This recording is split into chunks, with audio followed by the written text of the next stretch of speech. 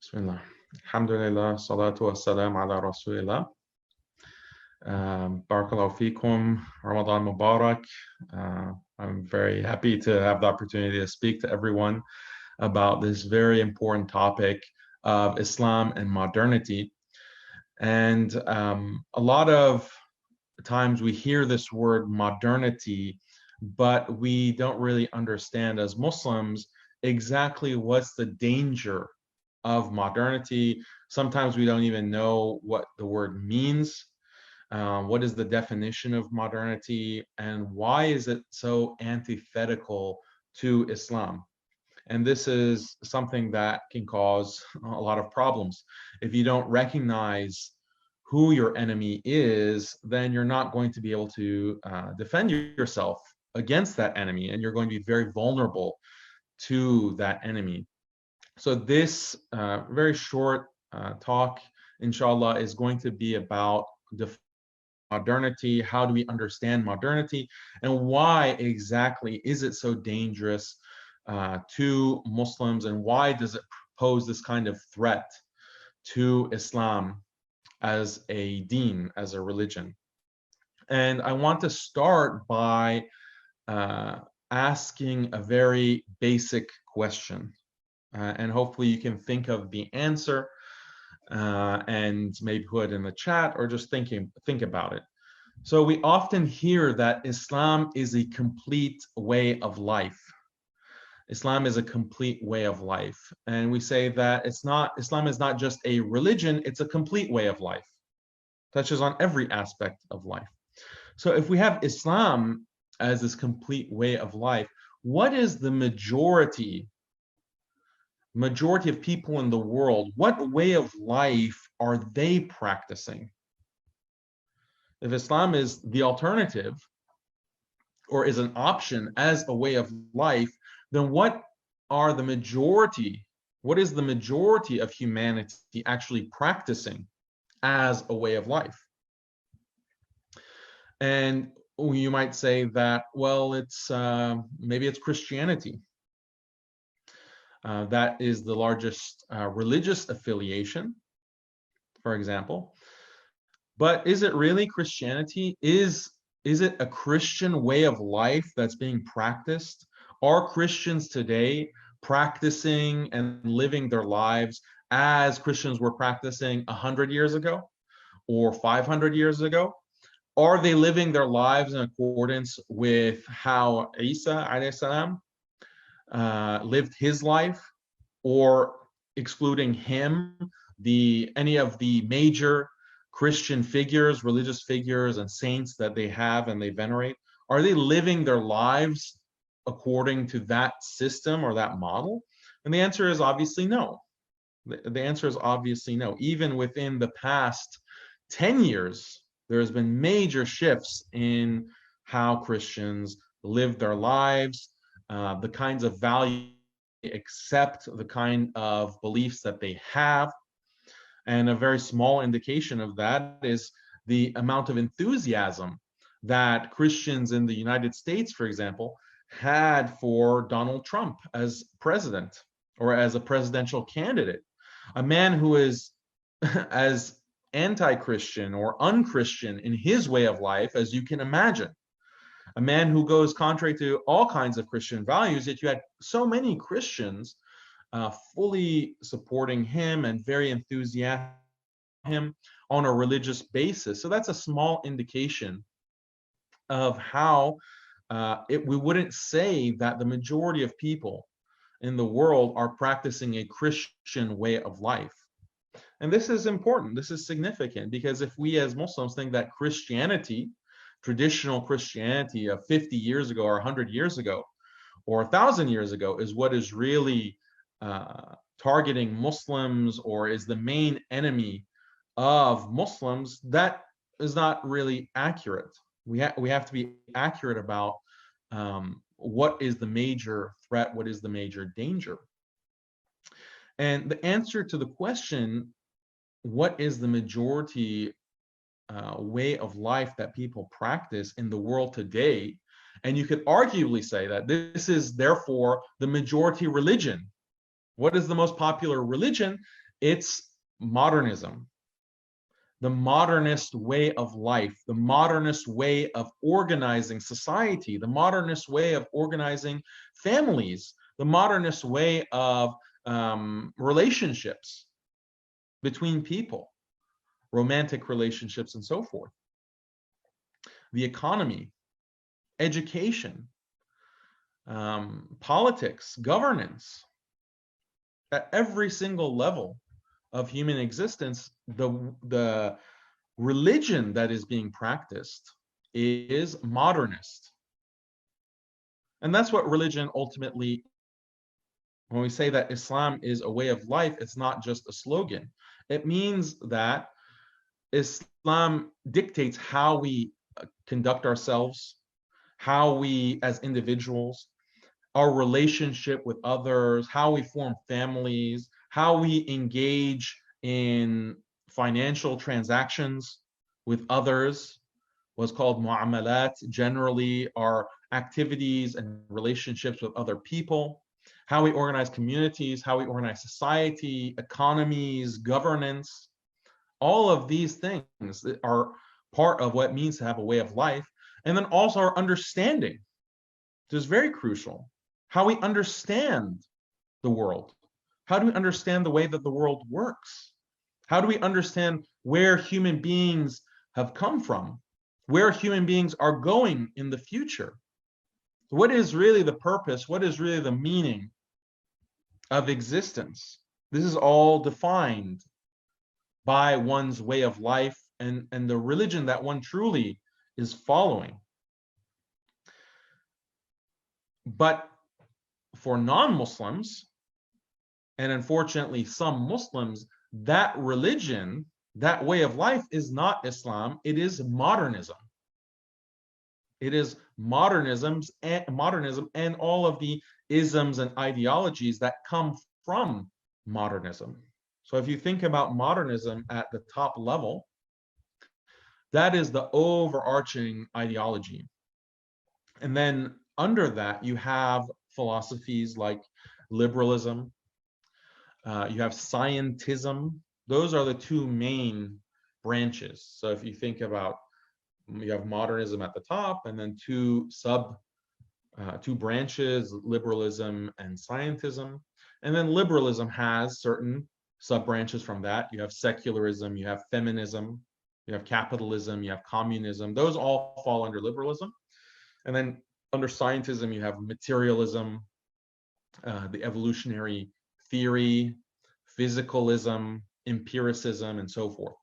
So these are all under this broad umbrella of modernism.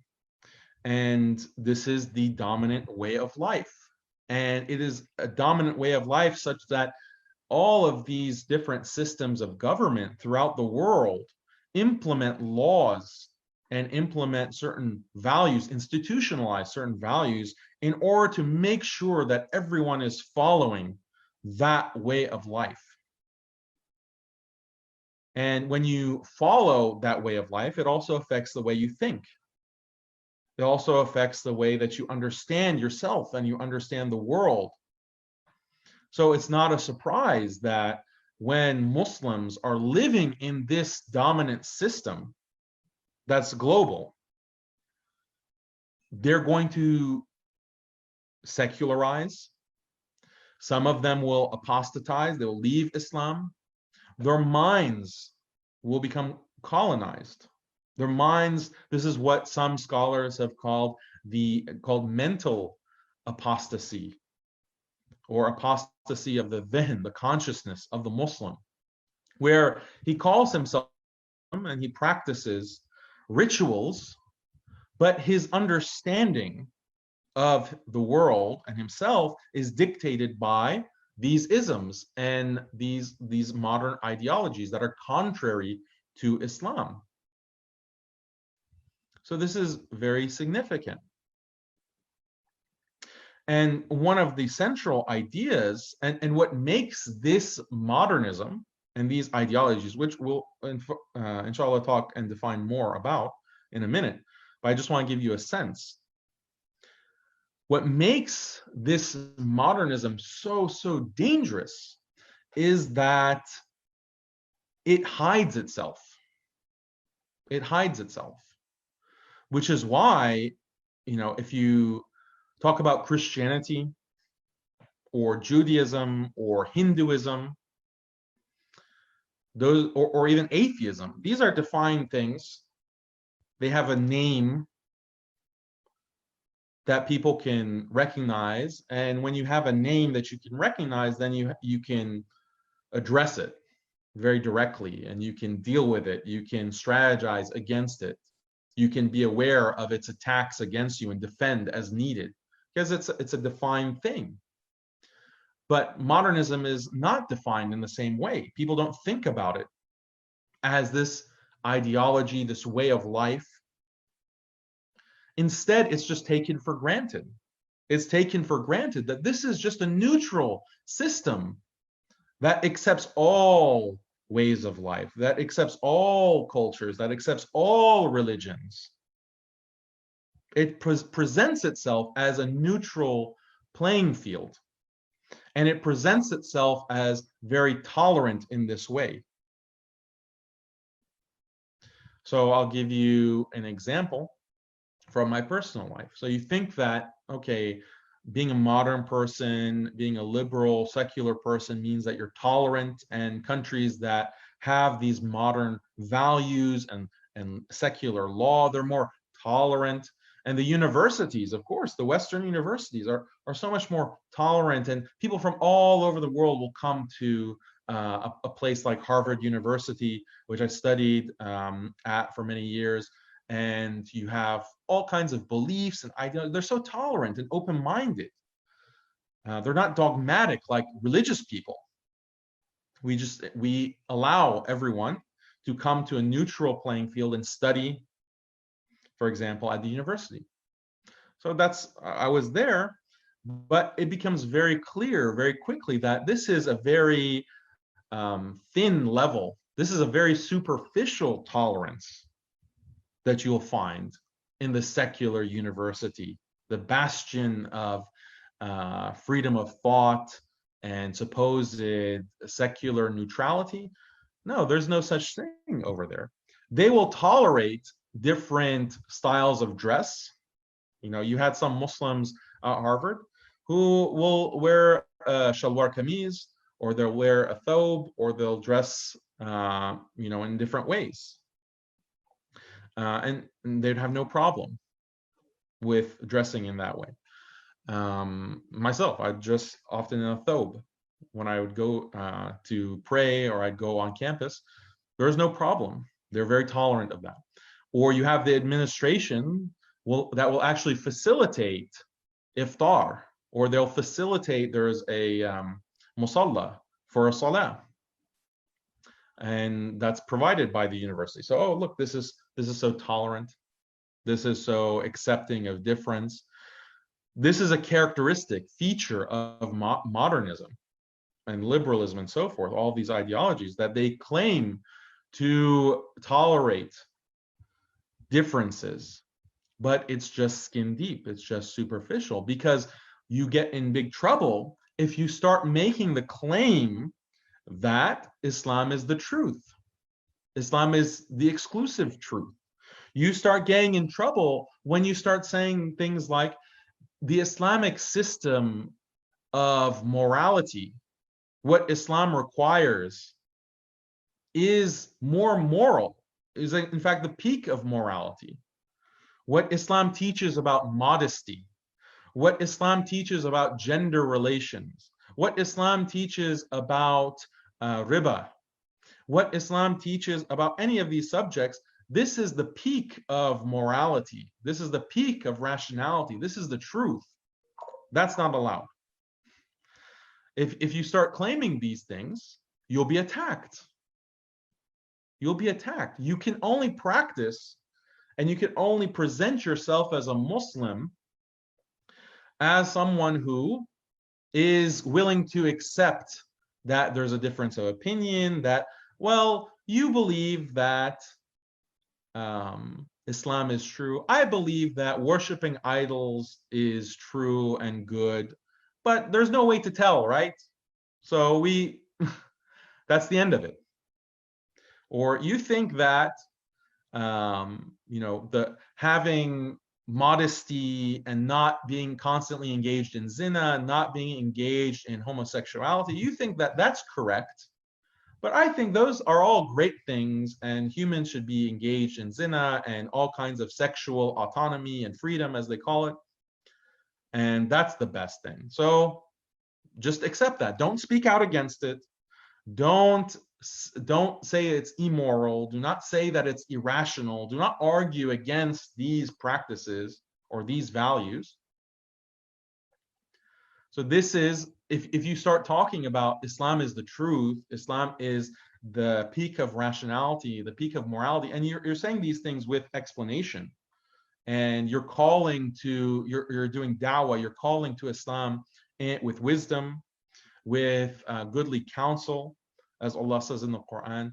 You're calling to the path of Allah in this way, but you're very, confident and steadfast in the belief and the knowledge that Islam is the truth. That's not allowed. You'll be tarred and feathered. You'll be characterized as a bigot, intolerant. Okay, so then what kind of tolerance is that really? What kind of tolerance? You'll tolerate if I want to, for example, fast, because that's a personal ritual. And according to the modernist ideology, yeah, these are all different. Islam is just a culture. And there are so many cultures that people practice, but we know that cultures aren't really true. A culture is not true. What determines truth are things like science. If we want to understand what human beings are and the human nature and the future of humanity, the past, where human beings come from, we refer to scientific investigation. In terms of morality, the only moral truth is, for example, the golden rule. The golden rule. That's the only real moral truth. Everything else is just cultural and doesn't have a truth value, or the value that liberation is the center of all morality. If we want to be moral people, we have to increase liberation. We have to liberate people. This is the most important value. It can be true. This is something that's true. Democracy is the best form of government, is the most just form of government and organizing society. These are truths. Everything else, these are cultures.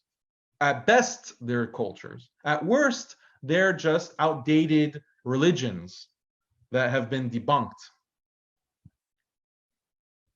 So this is the way that the neutral ground of modernity, the neutral ground of the secular, enlightened institutions, which are global. You can practice Islam as long as you practice it in a very limited way, and you can't even think about it. Exclusive truth. You can't even think about it as being the peak of morality, as the peak of rationality, the peak of reason, which it is. But Muslims in this way, because of being in the system, start losing confidence in Islam. Many of them end up secularizing, and they have this kind of apostasy of the mind. Apostasy of the mind. So what is modernity? It is a specific ideology in the 16th century of Western. It originated within Western Europe, England, France, Germany. It, since that time, has just been continuing to dominate and expand, but it's based on a very simple idea. The thinkers within 16th century, 17th century, 18th century, basically the past 400 to 500 years, they've been developing their philosophy and their ideology. And the impetus was this belief that religion is holding humanity back. Religion is actually oppressing human beings. Religion as a whole, the idea of God oppresses humanity and holds humanity back from progress. And ultimately, we don't need to refer to God. We don't need to refer to Scripture, the Quran. We don't need to refer to them in order to understand what is right and wrong. We don't need to refer to them to understand the world. No, there are other ways, correct ways, objective ways to understand these things. We use our minds, the human mind, supposedly. We use science. This is how we can answer these questions. So religion is obsolete. And in fact, religion is something that holds humanity back. The modern person and the modern society has to continuously progress. This is one of the pillars of modernism, is progressivism. Progressivism, which is the philosophy that if you have to constantly be changing and updating. And also humanity is on this continuous rise of morality and rationality.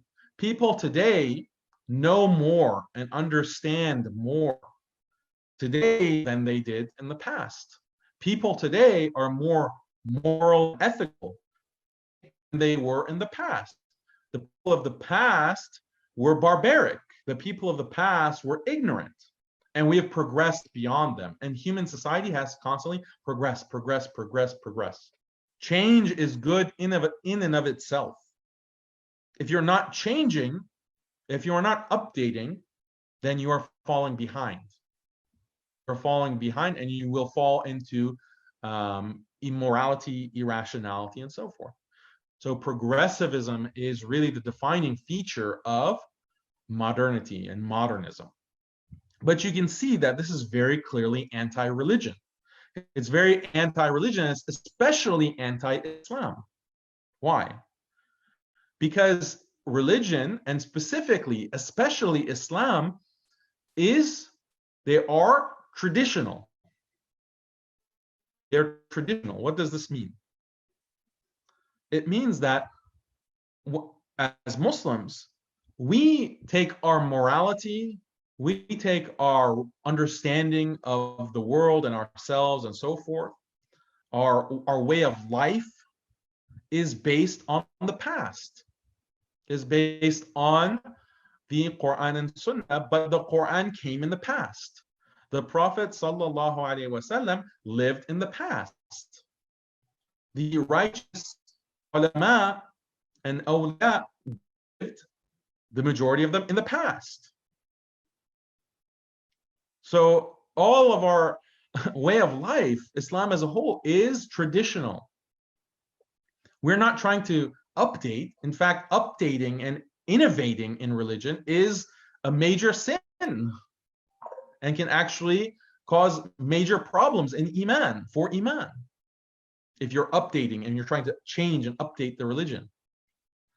So do you find this very extreme contrast and clash between the progressivism of modernity and the traditionalism of Islam? It's a deep conflict at the roots of these of Islam and this modern ideology. So this is why modernism is such a danger to Muslims, because Muslims, they, as I said, some of them, they will identify as being Muslim, and they'll even engage in many rituals. We have this problem, especially in the West and increasingly in the East, where Muslims will dress traditionally, Muslim women who wear hijab, but their entire understanding of morality and the world around them, their entire way of life, is a modernist way of life. It's a modernist way of life. And so we have to recognize that this is the biggest danger that is threatening the iman of Muslims today. And we have to be able to recognize that it's the greatest danger and that it is this enemy in order to combat colonialism, the entire colonial project that affected the Muslim world starting in the 1800s, when Western Europe, countries like Britain, France, Denmark, they started colonizing the Muslim world. It was the basis, part of the ideology that they wanted to spread to the Muslim world was modernism. They used modernism as a weapon to attack Muslims, to attack Islam as part of the colonial project.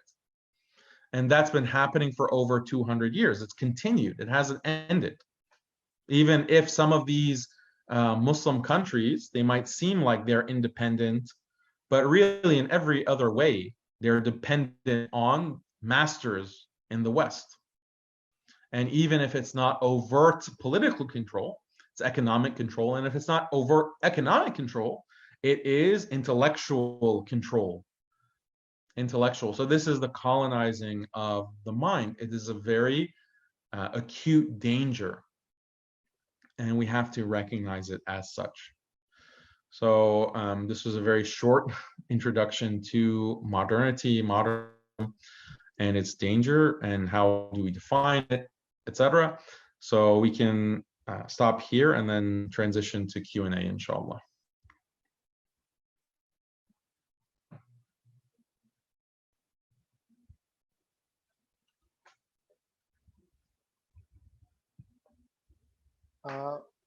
Assalamu alaikum, Brother Daniel. Wa So I have a question that I have written already in the chat, but now as I get a chance, so I'm asking the question directly to you. So for a lot of guys in the East, it is a very lucrative opportunity to, migrate in the West, like, North America and Europe. But people from the East, they are here with a better, relatively better Islamic environment, and in the West, the environment might not be that much, supportive Islamic environment. So people who want to, migrate to West for a better living or better education or for a better job or for the safe future of their children, what is your thought on that? So should they leave the East for a better lifestyle, or like if there is a better Islamic environment exists, they should stay there? And I also get some arguments against this, that if people from the East are not migrating to West, then the dawah of Islam, who will do this dawah of Islam in the West? So I would just like to know your thoughts on this. Is it clear what I've asked?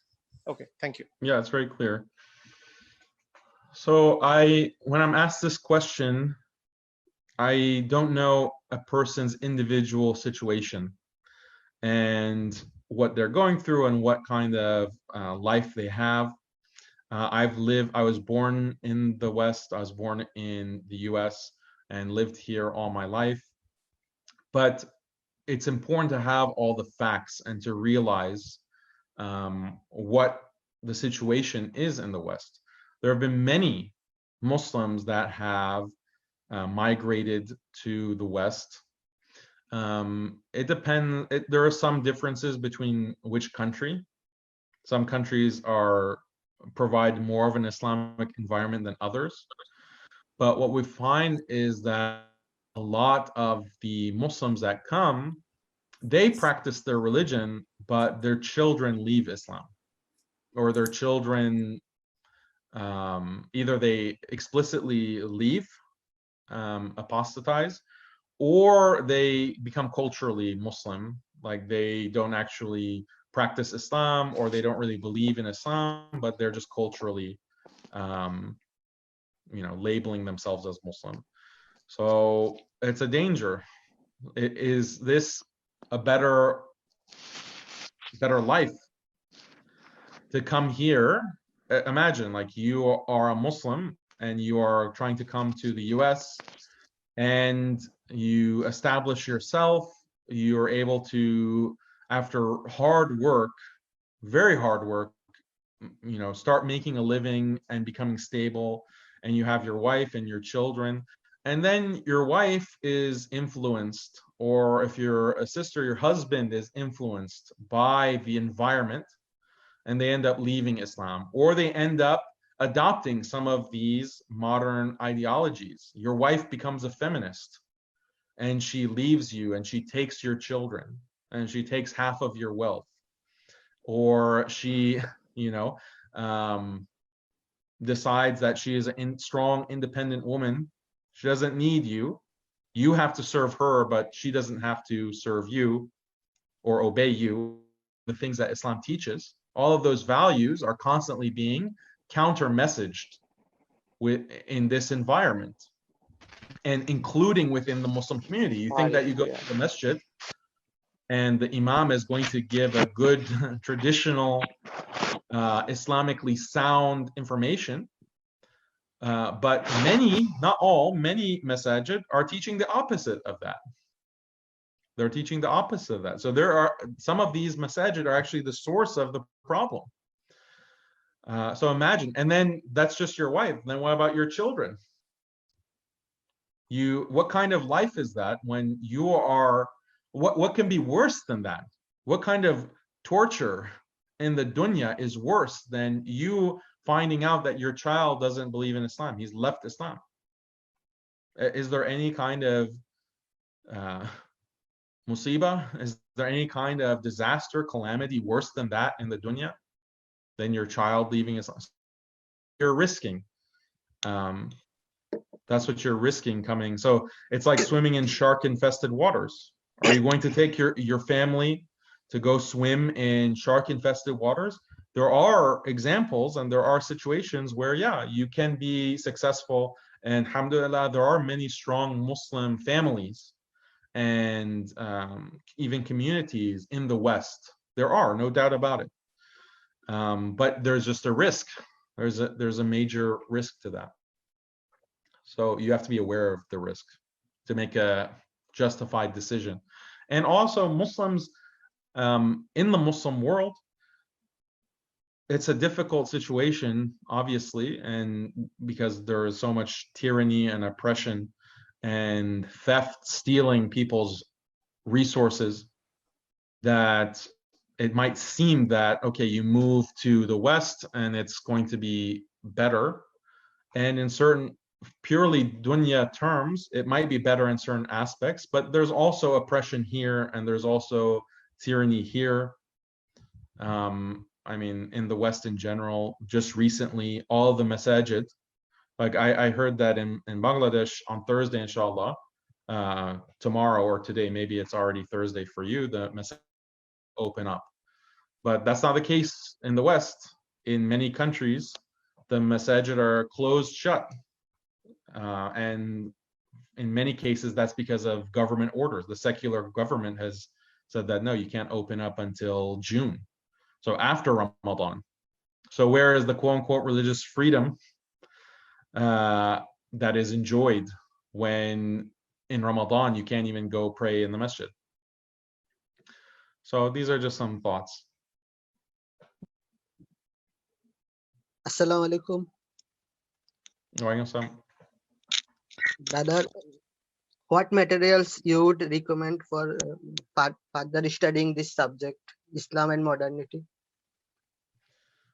Okay, I would also, for studying Islam and modernity, I recommend my own website, muslimskeptic.com, which I believe the organizers have put a link to it. So I have many articles and essays, myself and other writers on this topic of Islam and modernity. I also teach at an online institute that is called Al-Asna Institute. Al-Asna Institute. So maybe the organizers can put a link to that as well, to the website. but it's online learning, and we have classes on this topic in depth, on many topics related to all these different isms. So I teach for that. I also have a reading list. If you go to muslimskeptic.com, there's a reading list for further information if you want books.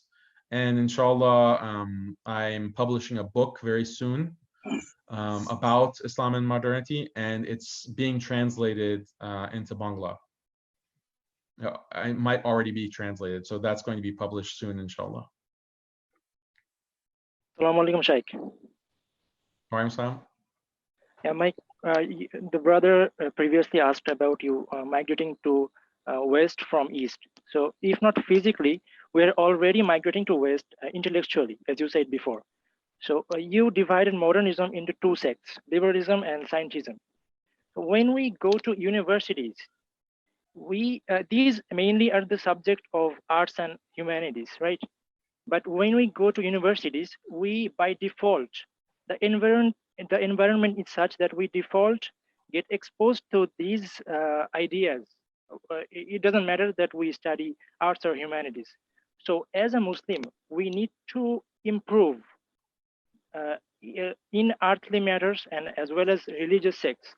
So what is, how are you going to face these things? Like we are going there, but we're facing problems like these things.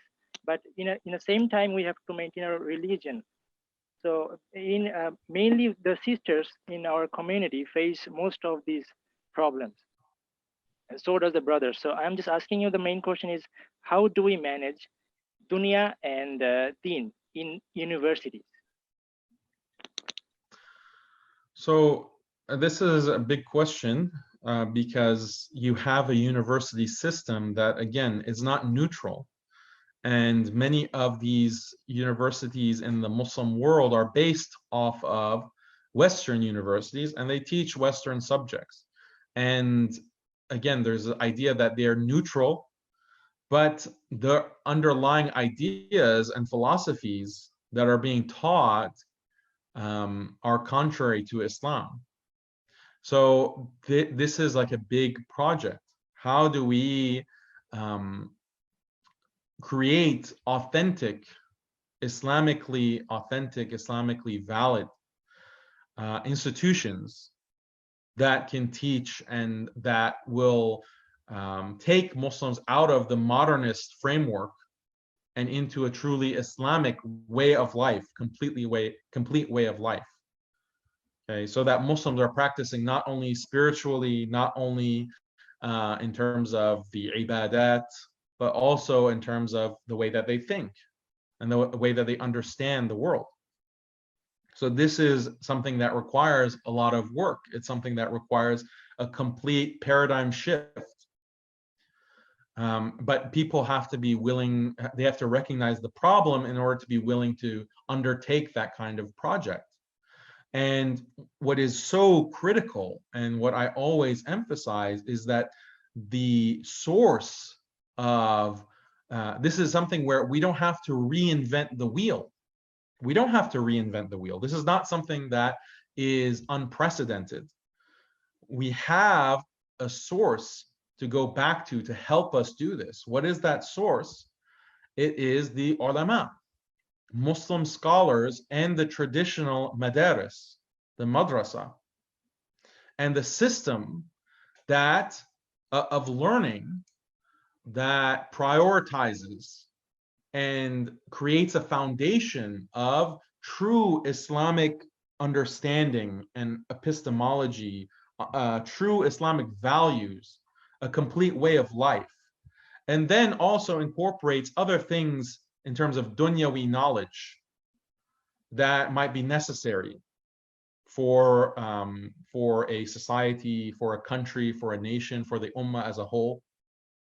So you had in the past, not even the distant past, in the recent past, and in some traditional madaris today, they teach many subjects that are, mathematics, mantiq, logic, subjects like poetry, Persian language, and many other disciplines, geometry, handasa. that are not Islamic per se, but they are within that framework incorporated into the curriculum. So that kind of conception, right now you have many Islamic schools, for example, that are completely based on a Western educational model. Is that model something that we should just replicate uncritically? They just they take the Western model and then they add like Arabic and they add like Islamic studies as electives. Like that's a minority of what is being taught and what is being learned by the students. But the entire model is based on a secular Western system. So what is our response to this? How do we challenge this? How do we critique this? How do we can do it. We have the resources to do it, but we have to be willing to look at our own tradition, our own source of values and knowledge and organization, how to organize learning, how to organize training individuals to be strong Muslims, strong ulama. We have that already, so we don't have to reinvent the wheel. That's my point. Assalamu alaikum, ya Sheikh. Assalamu alaikum. Yeah, I had actually two questions, Brother Daniel. So the first is that over here in the Indian subcontinent, what we're seeing increasingly is that liberal thought leads to people becoming more atheistic, and this is seen as a mark of intelligence, that the more liberal and atheistic your thought process is, that the more smarter you are, the more you have a reputation in the general public sight. So what would be the response of us as the awam, as the normal people? How do we respond to this if we see this in people like our friends or in our family? And the second is something that you actually talk about a lot on your website, but I just want to ask you again, which is that we see a lot of the ulama, especially in the West, being affected by liberal thought and being affected by these modernist ideas. So how can we identify these issues within their speech, and how do we protect ourselves from their negative effect that they may have? Jazakallah khair for your time, and thank you. So the first question of how do we address liberalism? Because there's this idea that the more liberal you are, the more enlightened you are, the more you understand. It's simple. You have to criticize and critique and challenge and undermine liberalism and debunk liberalism, debunk all of these ideas. And that's what a lot of my work is based on. That's what a lot of my writing and classes and lectures and books are based on, is attacking liberalism on a purely intellectual basis, in the sense that, okay, you as a liberal consider the golden rule, which is treat others as you want to be treated. You consider this to be the peak of morality, and it's what you constantly are preaching. And this is it's a liberal doctrine. So let's analyze that. Let's see if it's truly something that is respectable, something that's truly moral, something that's truly makes sense. And then you criticize it and you undermine it and you debunk it. And then when you debunk it, then the liberal person is no longer can't say that, oh, well, I'm more rational because I value freedom and equality. Backwards Muslims are following the Quran and Sunnah. You completely take away that argument. And when you do that, well, Islam has actually highest standard of behavior and morality. Islam is the most rational system. Islam is the peak of human, of what we can recognize, because it's from Allah. Allah has sent Islam, our creator. So of course it's going to be the peak of rationality and morality. And you explain this. And you, one of the first steps in doing that is to debunk these liberal claims.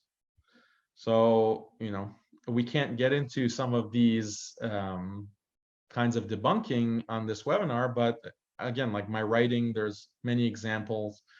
In my courses, there are many examples. So I'm trying to spread information about how degenerate liberalism actually is and irrational it is. That's something that we need to spread more and more, inshallah. And then people will see, and the reasonable people will see that, wow, I thought that this was a great system, this system of liberal democracy and secularism. I thought it made a lot of sense, but now I see all these problems. I see all logical holes, and now I'm able to see the problems that it creates in society and how negative and destructive it is for the human society and for the human being. So that's my overall project, is demonstrating that and showing that. As for recognizing the ulama or scholars or preachers, du'at, that are spreading liberalism, some of them don't even realize it because they don't know what liberalism is, they don't know what modernism is, and they've just adopted certain things and are teaching it without recognizing that it's contrary to Islam and that's toxic. So Assalamu alaikum. This is Ariful Islam. Jazakallah for your very valuable lectures on the crucial topics on modernism, and we really been benefited, and you have uncovered and designated of the modernism. So my question, I have the two questions to you. That one question is on your lecture, that as you said, your lectures, we Muslims are bounded by modern economic environment, but as we see around the whole economic systems of the world, that is regulating by their modern theories, and eventually we can't but follow and there's these theories, these systems of economic. So my question to you, that in this environment and circumstances, how can it make possible to Islamic marketing and companies wherein we can understanding it could make a great bankruption on the collapse in the Muslims economy? Jazakumullah khair. So the question was, how do we create companies? Yes. How the Islamic economics companies, that is, which we may make great bankruption on the collapse in the Muslims economy. That is what recently we are seeing, and we are looking such a collapse of the economic system. So how can we emancipate it from ourselves from these filthy economic systems, even in our country, in Bangladesh and other Muslim countries? So what's your recommendation and what's your opinion regarding these matters? Jazakumullah. So we're finding that Western capitalist system is very prone to collapse and creating major income inequality, major inequality of wealth between the rich and the poor. The capitalist system, by design, this is the purpose and of the liberal model, liberal capitalist model, is that it creates huge gaps between the wealthy and the poor. Yes. So for Muslims to want to replicate that makes no sense. And there are many different features of the world economy that Muslims have to recognize as being contrary to Islam and contrary to basic common sense that all humans should recognize. This is a system that has led to so much injustice and so much oppression. So how can Muslims want to recreate that? Rather, we have to go back to basic Islamic principles, principles of avoiding riba. Riba is something that Allah and His Messenger sallallahu alaihi wasallam have declared war against it. So how is it that so many Muslim economies include and involve riba? This is a big problem. This is following the kuffar into the lizard hole very clearly, or just a blind pursuit of wealth, of dunya, at the cost of one's own faith. So as far as Muslims are concerned, we have to not be dependent on Western models of economics. Again, this requires intellectual work, it requires study, it requires academic investigation that Muslims should do. And some Muslims have done. And what is an Islamic economy? And how can it be brought about? I haven't done in-depth research question, but it's something that needs to be investigated. And then Muslims also need to be willing to cooperate and collaborate with other believers, with other Muslims. This is another strategy of the colonizers to divide and conquer. Divide Muslims up into separate nations so that they'll be isolated from the other believers. They don't want Muslims in Pakistan working with Muslims in Bangladesh, working with Muslims in Turkey, working with Muslims in Morocco. They don't want all of the Muslims throughout the world to work together and to collaborate and to trade with each other, to prefer each other.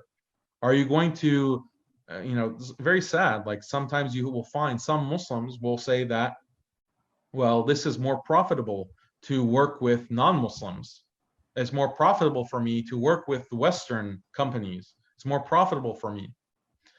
And instead of preferring another Muslim or a Muslim business, this creates weakness for Muslim economies. So we have to change that. Assalamu alaikum, Brother Daniel. I am Assalam. Mubin. My question is that one of the rising problem of current world is scientism, and science is being used against religion, and this is being promoted by many popular public figures. For example, some days ago I saw you refuting an article of Parvez Footboy, a physicist, and this problem of scientism is also prevalent in our country. So as a Muslim, how to deal this problem of scientism, and what is your suggestion regarding studying philosophy, especially philosophy of science, as you are a philosopher of science, as I know. Thank you. I think that my strategy has been to point to the contradictions within science. So with that article from Parvez Footboy, I took his claims. He's not even a biologist. He is trained in physics. So I don't know why he was trying to talk about Darwin. But yeah, so then it's very easy to show that many of what is considered to be scientific consensus, much of what is considered scientific consensus is contradictory, is self-contradictory. And you have to be willing to do that analysis. And I've done that kind of analysis before. So there was this claim that was very popular that human beings and chimpanzees share 99% of their DNA.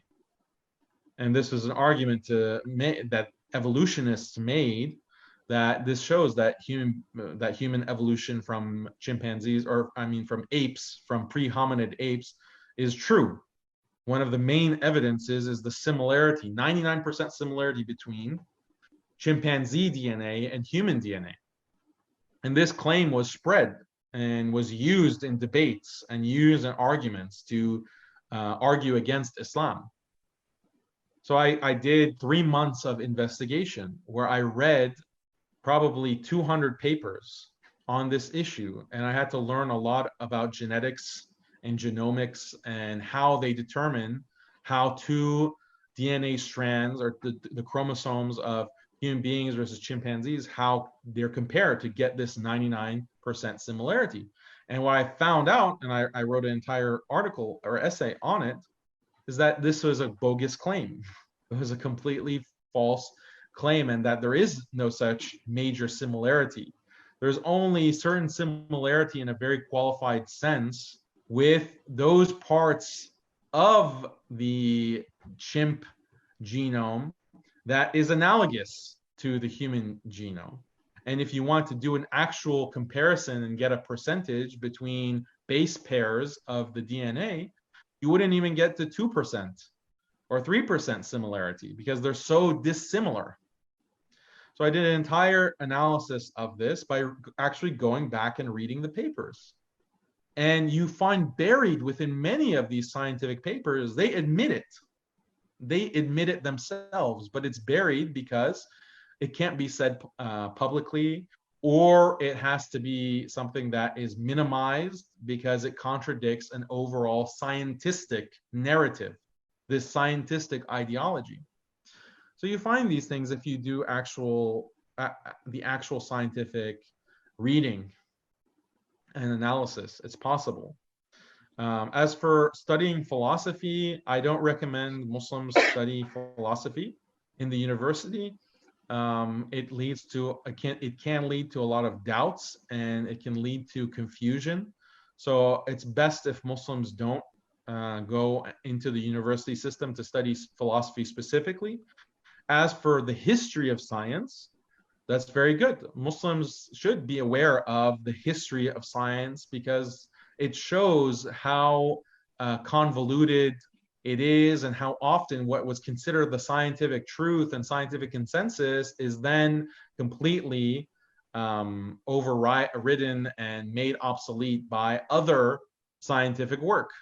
So this is what one philosopher of science, Thomas Kuhn, called scientific revolutions. There are revolutions within science that completely displace previous theories, and new theories are created. So if new theories are constantly being coming into dominance and predominance and becoming the scientific consensus, what's to say that tomorrow or a year or 5 years or 50 years, that theory that is in vogue today is not going to be obsolete, is not going to be discovered, oh, actually, this is completely false. This is actually completely inaccurate. So that kind of history of science is useful because it puts science in its place.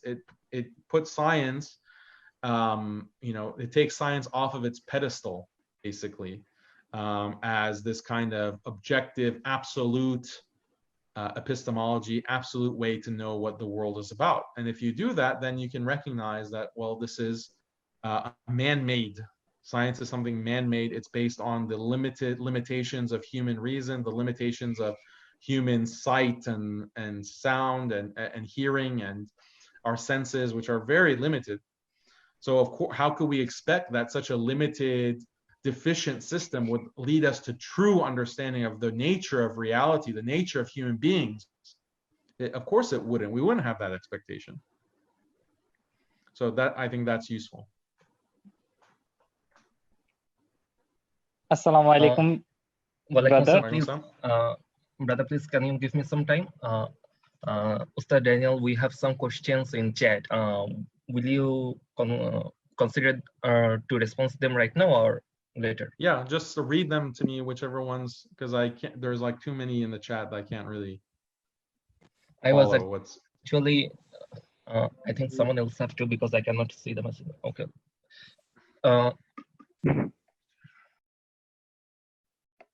Okay, let me see. I think you can take another question and then we will read them. Okay. Okay. Can I ask a question? Assalamu alaikum. So my question, being a majority Muslim country, we have not yet developed any Islamic psychology or psychological therapy course or any other degrees. So for this reason, our universities has organized and taken the whole Western concept of the Islamic therapy and mental health issues. They are not even doing the research on the basis of our cultural aspect. They are taking all the data from the Western and they are teaching. Like most of the problem is the Buddhist meditation and the hypnotism and all the things that are against Muslim psychology, they are using it. So how can we defend in that way? And one of the most problem is in our IB or BBA sessions, the people are teaching psychology in the name of psychology. They are teaching the Western psychology and they are even changing their religion by the psychology course. They like to address themselves as a spiritual, not religious. That's the new trend of our country. So how can we defend them without any academic degree or academic knowledge? Because in our country is developing, and for this reason mental health is becoming a current issue. So people are in depression and they are going to the mental health expert. Those are mostly secular people. So how can we defend them in that aspect? Thank you. Wait, defend who? Yes. I didn't understand. Like you asked, like, who defend who? Who are we defending? How can we defend the academic secular mental health specialists that this is not the right way to diagnose our Muslim fellow brothers? Yeah, so I agree with you completely. Like, this is just like with all of these other issues, you have the Muslims who are taking a completely Western ideology, a Western discipline, and they're just accepting it wholesale, as if that accepting it is not going to have any contradiction with Islam. There are deep contradictions between Islam and any of these modernist systems and modernist epistemologies, including psychology. One of the things that is taught in psychology is the idea that you should, for example, never discipline a student. You should never discipline a child, because that's negative reinforcement. You should never be negative. For example, if you're a parent, never tell your child no. Never tell your child that that's wrong, or punish your child. Never do that, because that's negative reinforcement, and that's going to negatively influence their psychology. But this is contrary to Islam. In Islam, we have the notion of tarbiyah. Tarbiyah is so important that the student or the child, if you don't discipline him or her, they're not going to be able to imbibe these important values, these important Islamic values. They're not going to be able to discipline the nafs, the soul. They're not going to be able to take these important qualities spiritually and socially. Discipline is extremely, extremely important, but you have many psychologists, and this has become an entire movement. It's called positive psychology, that only positive reinforcement, no negative reinforcement, never say something negative to a child or to a student. But this is going to lead to disaster. And I've seen many families, unfortunately, and we see it in the West because it's very common. This is why we have so many problems with drugs in the West. We have so many with lack of discipline, lack of motivation. These students are going to the university. They can't concentrate. They have terrible character. They have terrible behaviors. They're just extremely egotistical, extremely pampered, entitled. The entitlement syndrome that these children have. They're adults now, but they were raised by parents who bought into positive psychology in the West.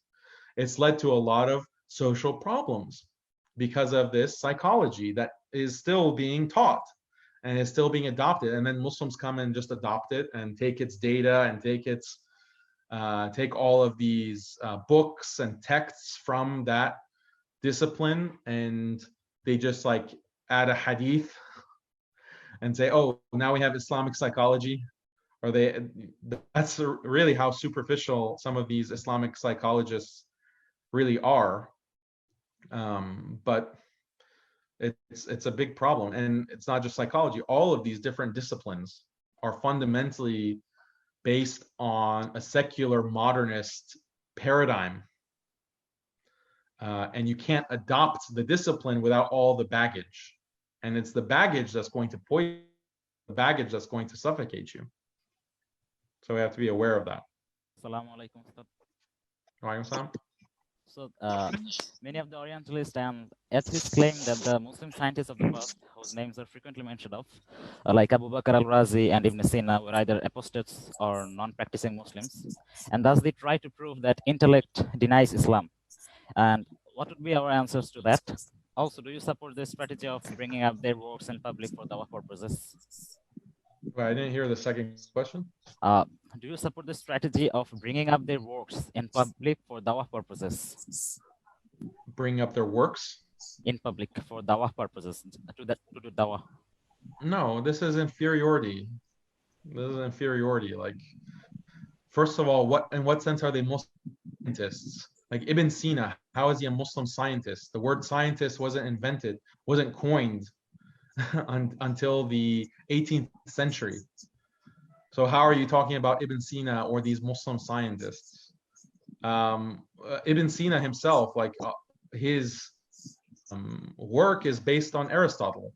It's not like, is Aristotle a scientist? So why are Muslims claiming him as this kind of rational thinker? Yeah, he was a rationalist. He was also a deviant. And Imam Ghazali even made takfir of Ibn Sina because of his deviant views, extremely deviant views. He denied the akhirah as being something that is physical. For example, he thought that it was not a non-physical. He denied resurrection as a physical resurrection, and many other extremely heretical beliefs. So how can any Muslim claim Ibn Sina in good conscience? And then this whole idea of, oh, we have Muslim scientists, it's inferiority. Like, why can't we have Islam. We have Islam as entire way of life. Why do we have to point to what they have and say, oh, we have a version of that too, please accept us? That's not going to do da'wah. That's not going to convince anyone. Even if the non-Muslim believes what we say, like, oh, we have Muslim scientists too that were great and amazing. The non-Muslims say, oh, okay, that's nice. That's nice. How many Nobel Prizes have Muslims won? That's what they'll say. So it doesn't really, it's not da'wah, it's just inferiority complex. It's inferiority complex. We have to offer something that's truly unique that they don't have. And guess what? They don't have a lot because they don't have Islam. So why don't we focus on those unique aspects of Islam that are clearly superior, unless we ourselves don't believe that? And that's what I mean, the colonization of the mind.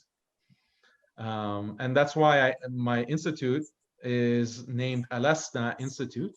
It's coming from the statement of Umar, radiallahu anhu, who, when he became Muslim, he had a statement when he became Muslim. He wanted the Muslims to go and pray publicly and do salah in the Haram in Mecca.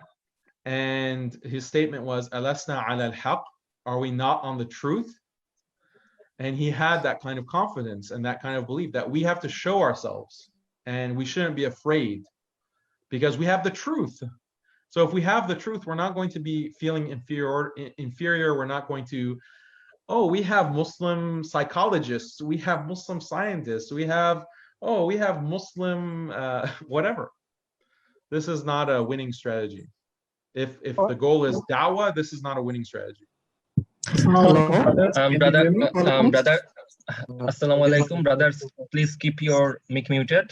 We are now going for the questions asked in the chat. Please ask them later. Najib bhai, are you there? Yes, I'm there. Okay, Najib bhai will do it. From our sisters, what's more important now in this situation of modernity in the environment of universities? To save our iman first, or to spend time studying, debunking, or attacking logically to them? And also, how can we give dawah in such a heap of modernist mentalities of people where they are majority and we are so little in number? So being little in number that's the situation of Muslims from the beginning. Muslims from the beginning were little in number. We were the minority, and then we took on the world. That's not a problem. We have to expect it, actually. We have to expect that we're going to be the minority, but that doesn't discourage us from facing the majority because we have the truth. And when you have the truth It doesn't matter if you're just one person, and there are many examples of Anbiya, prophets, that were just by themselves. They're the only ones who believed, and they were faced with entire societies that did not believe, but they pressed forward and they called to the truth, and they were strengthened by Allah for that. So we have to have the same kind of confidence and belief. As long as you have the truth, then what else do you need? What else do you need? That's the main thing. As for if you're in the university, should you be concerned more about your iman versus fighting these ideologies? Well, these two things are not distinct. Sometimes you have Muslims who are facing these shubuhat. They have these kinds of doubts. So saving your own iman involves critiquing and debunking these ideologies. So those things are actually intimately related. But if you don't have any doubts and you don't have any shubuhat, alhamdulillah, that's excellent. And I'm sure most of you are like that. So yeah, of course, preserve yourself. That is a priority as opposed to doing dawah. If you're going to be in an environment, like, I don't recommend you just go and start debating atheists, or you go and start and debating these people, if that's going to cause you to doubt Islam, or that's going to confuse you. Don't put yourself in that danger. You don't have the individual responsibility to do that. So I don't recommend that. You should prioritize your own state and your own iman first and foremost. Another question from our brother. Assalamu alaikum. As you mentioned, we must debunk modernism. Sometimes I have faced questions like, we Muslims are sadistic and punish too much, as our concept is whoever doesn't follow Islam burns in hell. How do we answer such questions? And internet, in my opinion, is the major source of modernism. How do we protect ourselves and our family from such problems? So modernism is something that is constantly critiquing Islam. And it has all of these different arguments about punishment. Oh, Islam is barbaric, Islam has hudud, Islam has hellfire, and all of these kinds of things. But I mean, these are like secondary concerns, or these are secondary issues. You can't really address those issues until you start addressing some of the bias that from which these questions come. Because one of the main ideologies that we didn't really talk about, utilitarianism. And this is the idea that the most important thing is bodily pleasure. The most important thing is bodily pleasure. Whatever maximizes bodily pleasure is good, and whatever minimizes it or decreases it is morally bad. And this is an ideology that is constantly promoted, not necessarily by name, but this is assumed by many people in the modern world. This is part of that way of life that we're talking about, and that religion, modern religion. And the reality is that utilitarianism is completely contrary to human nature. When it comes to human nature, we often sacrifice, and we have the instinct to sacrifice our own immediate pleasures for the benefit of others. For example, a father is going to sacrifice, he has the instinct to sacrifice his bodily health for his family. A mother will sacrifice her health for her children. That's what in many cases is what's best. So it's contrary to utilitarianism. Or the idea that we sacrifice for the sake of Allah, when we fight for the sake of Allah, when we fight for the sake of Islam, that's something that is contrary to our individual bodily health. But it is something that Muslims want to do, and Muslims strive to do, and it's one of the greatest deeds that a Muslim can undertake. But it's contrary to bodily pleasure. And even beyond Muslims, this idea of sacrificing for the greater good, sacrificing your body for the greater good, all of these things contradict utilitarianism. But the utilitarian mindset that bodily health or bodily pleasure is the best thing and is the basis of all morality, whereas pain, any kind of pain, is the worst thing, is the worst evil, and there's no evil worse than that. This is a fundamental bias that has to be debunked. Otherwise, these questions are not going to be, you can't satisfactorily answer them, or it's difficult to answer them. So we can't get into the full debunking and theory of utilitarianism in this Q&A, but that's the kind of approach that we should take for these kinds of questions. Brother Daniel, how long do you want to continue this session? I think it's already tiring and it's been a long time. I it's can up continue. to you. No, I can continue. If you are I'm tired, fine. you can limit it. Okay. Let's keep okay. going. Najib bhai. Yes. Another question from our sister. Assalamu alaikum warahmatullahi wabarakatuh. I wanted to ask a question. As Mr. Daniel said that these days people are introducing Western curriculum and adding Quranic studies or hifz to modernize it. My question is, how can we keep our pace with the modern world by avoiding the modern curriculum or by rejecting it? If we want our children to gain Islamic knowledge and side by side, we want them to be well educated and established, we need to introduce them to the modern studies to some extent. So how to draw a line between what to let them learn and what to avoid in the present world? So education has two components. Modern education has two components. And there's a whole history, intellectual history, why the modern education system is the way it is, that we can't get into now for the sake of time. But the two components of education is that there's a vocational element, and then there's a cultural element. So the Enlightenment thinkers in Britain and France and Germany in the 18th and 19th centuries, when they were thinking about public education and the modern university system, they thought that, well, an educated person, an enlightened person, citizen in a country has to know the skills to be able to do work. That's vocational, has to do working and making money and contributing to society, etc. But there's also a cultural component. He has to be cultured by learning the arts, by learning literature, by learning poetry, by learning music. This is what an educated person is. By studying Greek philosophy, Greek thought, and all of these kinds of what's now considered liberal arts education. So these two components, Islamically, when it comes to vocational knowledge, then yes, your children need to learn how to navigate on an individual level and be able to provide for themselves, to be able to work. That's the vocational component. But you have to be careful about the second component, the cultural component. The problem with a lot of these Western universities is that they bundle them together, or Western style universities, they bundle the cultural and the vocational.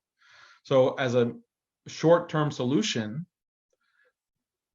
try to make sure that your child is focusing on Islamic studies.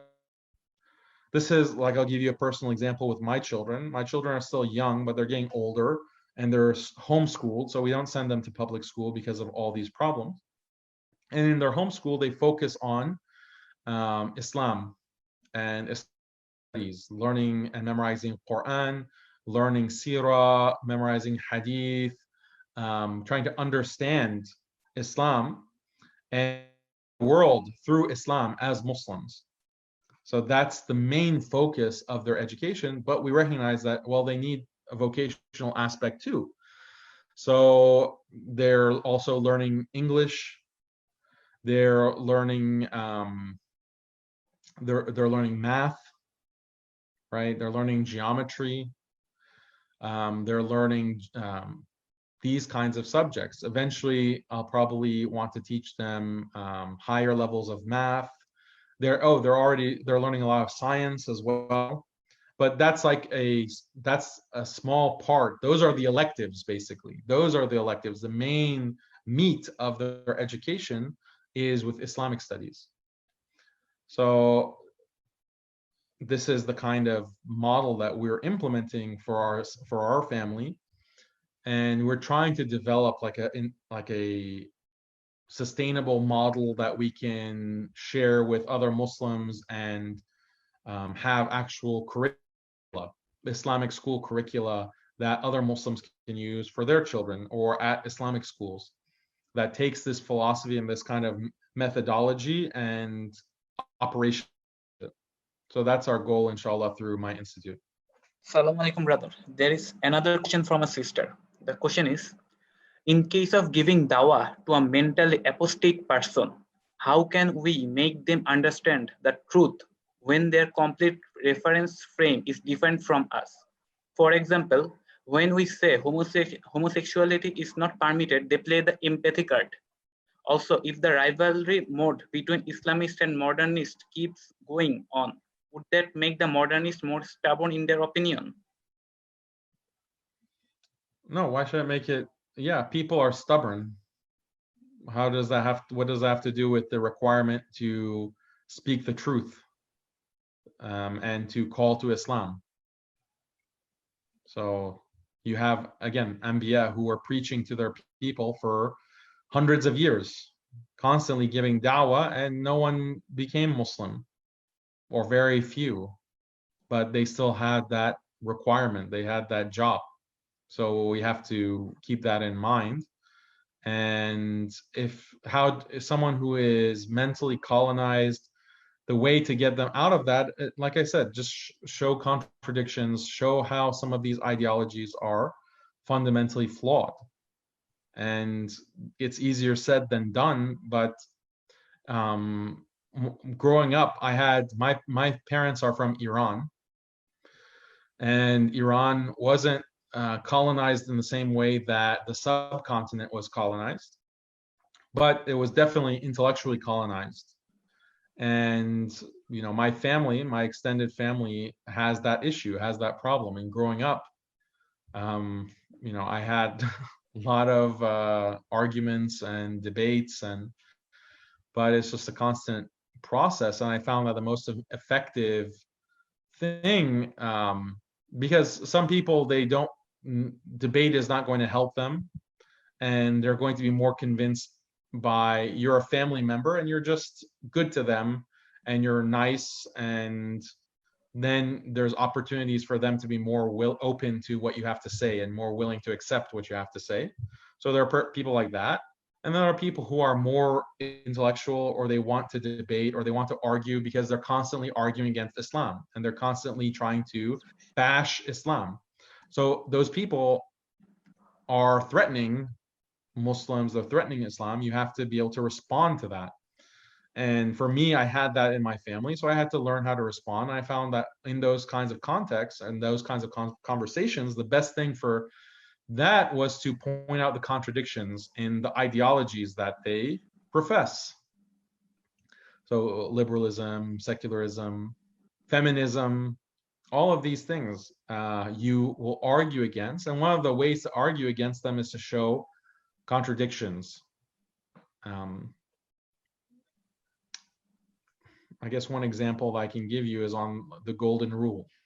I mentioned the golden rule before. Treat others as you want to be treated. It seems like it's a very good principle, but when you think about it more closely, why should you treat others the way that you want to be treated? Isn't that self-centered? Isn't that egotistical? Why should my feelings and what I like and what I prefer be the basis for treatment of everyone else in the world? How is that logical? And there are many examples where I prefer something, but someone else doesn't prefer that. So why should I treat them the way that I want to be treated, when that will actually harm them, or that's something that they hate, or that's something that's not good for them, right? Or for example, you are a masochist. You enjoy being hurt for whatever psychological reason. So should you hurt others because that's what you prefer? That's what you enjoy? So at a very basic level of scrutiny, this golden rule completely collapses and you discover that it's meaningless. It's a meaningless slogan. And that's all you need to show. That's all you need to show for that particular issue. And whenever I explain this to Muslims, they mention the hadith that none of you truly believes until none of you truly believes until he wants for himself what he wants for his what he wants for his brother is what he wants for himself. This is a famous hadith. But that hadith doesn't mean that you want for your brother something that is contrary to Islam. You don't want for your brother something that is contrary to what Islam says is right and wrong, what Islam says is good or bad. Correct? So we have to understand that hadith in the proper light. And it's completely against and contrary to this golden rule.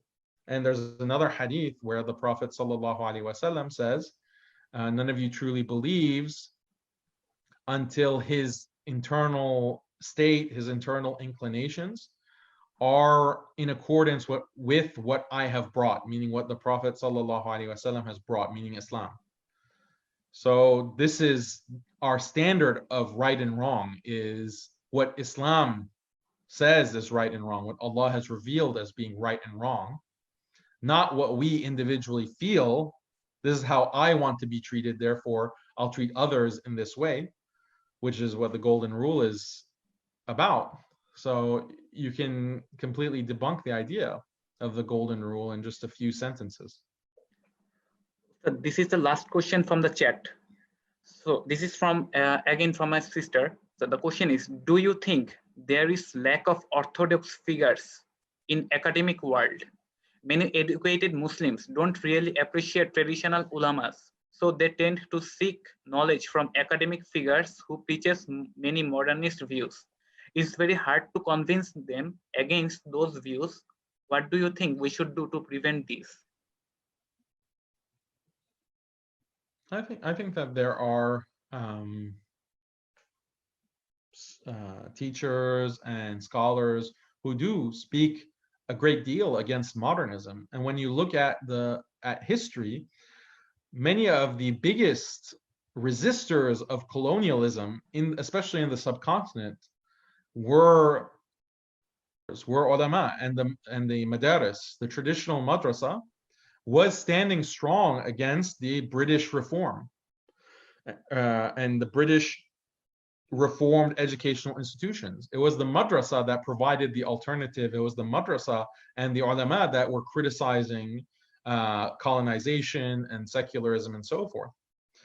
That is our history. That is our tradition. And there are some who are still upholding that tradition. Unfortunately, there are some who are not and who themselves are colonized, but the majority are coming from that tradition of fighting colonialism. So we have to encourage that, and we have to support. If you find someone, a scholar who is speaking the truth and is fighting against these ideologies, then you need to support that person. You need to support that person. And if you see someone who is saying pro-liberal, pro-feminist, pro-modernist teaching, you find someone like that, don't support him. Don't support him. Don't share his material.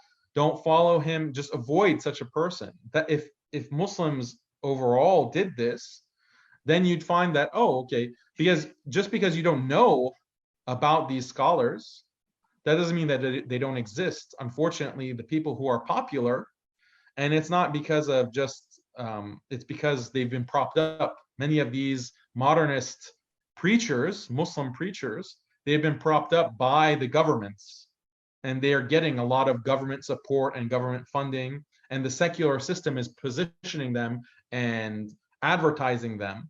That's why you might know about them, but you don't know about all of the more traditional ulama who are contrary to modernism, who are attacking modernism, and they're coming from a tradition of attacking modernism and the colonizer and so forth. So we have to be aware of this dynamic.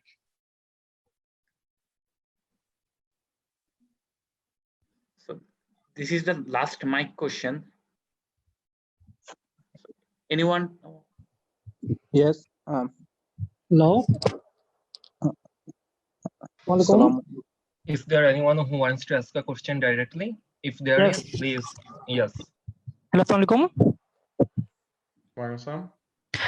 Yes, my question is, as surrounded by so-called Islamic preachers who mix Islam with modernism, it's very difficult to get the true message of Islam. My question is, how did you study about them? What are the things helped you in your research? And I have also another question. Also, please tell us about Rand Corporation, their agenda, and how they are plotting against Muslims. Thank you.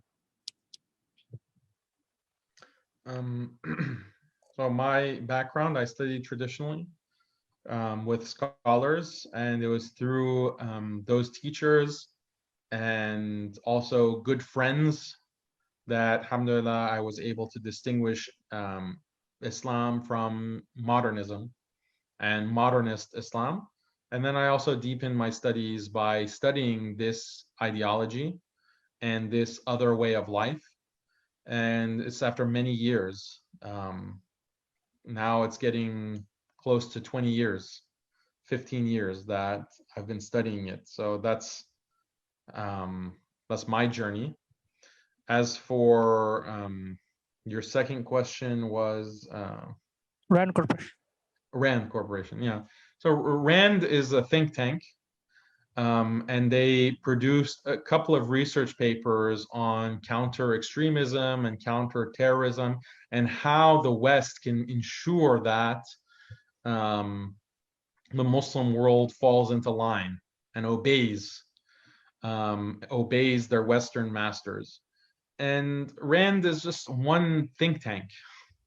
There are many think tanks, and the entire colonial project for the past 220 years is based on the same process or the same fundamental principles. And there are certain things that the colonizers recognized. How the colonizers want to control Muslims. So how do we control Muslims? We have to undermine Islam. How do we undermine Islam? Well, we have to co-opt certain scholars. We have to co-opt certain kinds of institutions, meaning we control them, and we make sure that they preach an Islam that is favorable to us as the colonizer, that's favorable to us and our interests, Western interests. So they would do this. They would co-opt certain figures, certain scholars, making sure that they paid them, and they would attack whoever opposed colonialism, who opposed Westernization, attack them as being terrorists, attack them as being barbaric, attack them as being backwards, attack all of those institutions that are resisting the colonizer by, first of all, dissolving and destroying all the awqaf, the financial basis of those madaris and those masajid and those scholars, take away their money if they oppose us, if they oppose the colonizer. So all of these kinds of strategies, divide and conquer, as we mentioned before, make Islam something that is very specific to a culture. So you have Bengali Muslims, you have Indian Muslims, Hyderabadi Muslims, you have Malaysian Muslims, you have Egyptian Muslims, Arab, non-Arab. Create as much division as possible. Have divisions between the madhahib, different schools of thought, Sunni schools of thought. Say, oh, you follow this opinion, well, this is the right opinion. We need to create more and more division, as much division as possible. And this is how we will destroy and control. We'll destroy Islam and we'll control Muslims, and we'll take Islam out of the Muslim mind. So the Rand, that think tank, just had like a couple of papers on this strategy, and it's very useful to read that because you see how their strategy is being implemented in front of us. One of the things that the Rand report says in one of the reports, I forgot exactly the title of it, but it's like creating moderate Muslim networks. That's one of their papers. They have two major papers. And in that, they talk about the importance of social justice, promoting the idea of social justice in the Muslim community, because we want Muslims to be focused on issues of social justice, like equal rights for everyone and equality between men, women, homosexuals, different races, different ethnicities. This has to be their primary focus. If we get Muslims to focus on this, then they won't be focused on dawah. They won't be focused on spreading Islam. They won't be focused on building up their community as a Muslim community that is strong and on the haqq, on its own principles. Rather, they're distracted with these external issues of constantly being active in social justice causes. So this is exactly what we see today and in the past 5 to 10 years. And Rand is proposing this as a way to weaken Muslims and weaken Islam. So we can have a whole series of lectures just on Rand and just on this project, but that'll give you a sense of it. So we are going to finish our session, I think. And thanks a lot, Brother Daniel Haqiqatjou, for joining us and managing your time from your busy schedule. We would like to have you again. Jazakallah khairan. Wa iyyakum. Barakallahu feekum. Thank you so much. I was very happy to speak with you. I hope you have a very good Ramadan.